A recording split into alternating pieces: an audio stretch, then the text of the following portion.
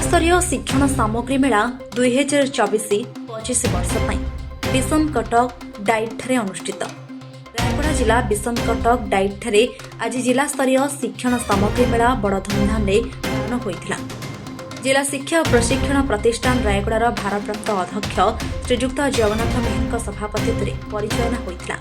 एथिरे मुख्य अतिथि भाव मां मार्कमा उच्च माध्यमिक विद्यालय अध्यक्ष श्रीजुक्त उमाशंकर निमलपुरी, सम्मानित अतिथि भाव अतिरिक्त जिला शिक्षा अधिकारी श्रीजुक्त भजनलाल माझी, गोष्ठी अधिकारी चंद्रपुर श्रीजुक्त गणेश शव एवं अतिरिक्त गोष्ठी अधिकारी विषम कटक श्रीजुक्त अभय कुमार बेहरा उपस्थित होई उक्त शिक्षण सामग्री मेलारे जिलार समस्त सीआरसीसी एवं तांको अधीनस्थ गोटे अभिनव शिक्षक सामग्री मिलित एनजीओ सीआईएनआई टाटा ट्रस्ट एवं क्लोरोफिल फाउंडेशन शिक्षक सामग्री मेलारे निजर अभिनव शिक्षक सामग्री सहित उपस्थित थे। एथिरे 159टी स्टॉल अभिनव शिक्षण सामग्री प्रदर्शित होता। उक्त कार्यक्रम को सरकारी शिक्षक श्रीजुक्त राजेश कुमार विशाल मंच परिचालना करते। शेष जिला शिक्षा और प्रशिक्षण प्रतिष्ठान शिक्षक प्रशिक्षिका सुजाता बाग धन्यवाद अर्पण करते एवं अनुष्ठान समस्त शिक्षक प्रशिक्षिका एवं समस्त गुरु छात्र छात्री उपस्थित थे।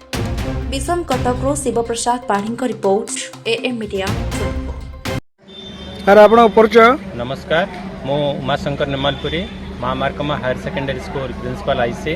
आज शिक्षक सामग्री मेला बा एग्जिबिशन जो अनुष्ठित होता शिक्षा यार बहुत कुछ उपयोग अच्छी। बहुत गुड़े इनोवेटिव टीएलएम गुड़िक आसीला जहाँकि श्रेणीगृह शिक्षापी अपरिहार्य। तो बहुत सुंदर थिला आ शिक्षक शिक्षयित्री माने बहुत खुशी रे बहुत इनोवेटिव टीएलएम गुड़िक प्रदर्शन करते। और युड़िक जब श्रेणीगृह उपयोग करा जाए तेज शिक्षार मान निहाती भाव वृद्धि पाइब और बहुत उन्नति हेब यहाँ आम आशा रखुँ। सर श्रीयुक्त अभय कुमार बेहरा एबीओ विषम कटक ब्लॉक। आज जो जिला स्तरीय शिक्षक सामग्री मेला विषय किसी कहे सर?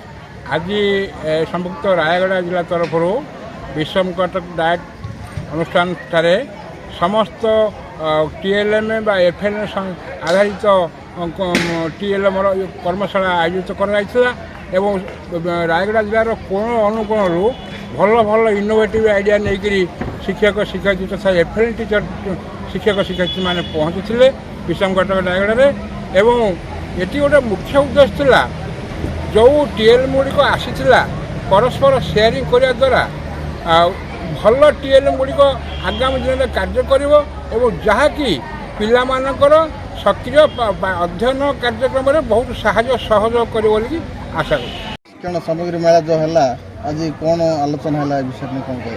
आज्ञा यहाँ हूँ आम जिला स्तरीय शिक्षण मेला जहाँकि 11टा ब्लॉक प्रति ब्लॉक प्रति क्लस्टर विभिन्न प्रकार टीएलएम सब शिक्षक धरिकी आसते से प्रति क्लस्टर सीएससी बंधु आसते एफएलएम ग्रेड टीचर आसते द्वारा विभिन्न प्रकार टीएलएम प्रस्तुत कराई जहाँकि छात्र छात्री शिक्षादान व्यवहार हो पार जहाँकि शिक्षार उन्नति विकास लाभ कर संगे एठारे आज 159 स्टल बसला विभिन्न विषय यथा गणित भाषा विभिन्न प्रकार से टीएलएम प्रस्तुत कर आसते जहाँकि श्रेणीगृह माने उपयोग करा जो द्वारा कि शिक्षार विकास हम छात्र छात्री विकास साहय। सर परिचय आपने? मुझे भारप्राप्त अध्यक्ष जिला शिक्षा और प्रशिक्षण प्रतिष्ठान रायगड़ा विषम कटक जगन्नाथ मेहर। आज कार्यक्रम कौन थिला विषय? आज थिला हमर जिला स्तरीय शिक्षण सामग्री मेला रायगड़ा जिला जो कि आमर रायगड़ा जिलार सबू क्लस्टर जोड़ा 145टी क्लस्टर रही आंचलिक साधन केन्द्र सेठू प्रत्येक क्लस्टर जड़े जड़े शिक्षक तांकर जोड़ा शिक्षण सामग्री तैयारी नहीं आसते सहित तांकर सीआरसीसी आसते एवं आमर 11टी ब्लॉक रे 11टी एफएलएन मॉडल स्कूल रही जोड़ा आमर स्टेट तरफ डाइट तरफ प्रतिष्ठा होती तार मध्य शिक्षक शिक्षयित्री तांकर विभिन्न शिक्षण सामग्री नहीं आसते एवं आमर ये जो काम कर रायगड़ा जिले में 3टी एनजीओ जोड़ा क्लोरोफिल फाउंडेशन सिनी एवं सिनी टाटा ट्रस्ट से टीम आसते शिक्षण सामग्री नहीं एवं आज गोटे दिन ना केते दिन कार्यक्रम? ना यहाँ गोटे दिन जोड़ा आमर स्टेट तरफ आमको निर्देश दि जाइए ଯେ ଗୋଟେ ଦିନ ପାଇଁ କରିବା ପାଇଁ। ତେଣୁ ଏଇଥିରେ କ'ଣ ହେଲା, ଆମର ଯେଉଁ ଶିକ୍ଷକ ଶିକ୍ଷୟିତ୍ରୀ ବନ୍ଧୁ ଶିକ୍ଷଣ ସାମଗ୍ରୀ ନେଇକରି ଆସିଥିଲେ ସମସ୍ତେ ସମସ୍ତଙ୍କର ଦେଖିଲେ, ଯାଦ୍ୱାରା ଗୋଟେ ସେୟାରିଂ ହେଲା ଏବଂ ନିଜ ନିଜ ବିଦ୍ୟାଳୟରେ ଗଲା ପରେ ସେମାନେ ଅନ୍ୟର ଯାହା ଦେଖିଲେ ମଧ୍ୟ ସେଗୁଡ଼ିକ ନିଜେ ପ୍ରସ୍ତୁତ କରିବେ, ଯାହାଫଳରେ ଆମର ରାୟଗଡ଼ା ଜିଲ୍ଲାର ଗୁଣାତ୍ମକ ମାନ ବୃଦ୍ଧି ହେବ।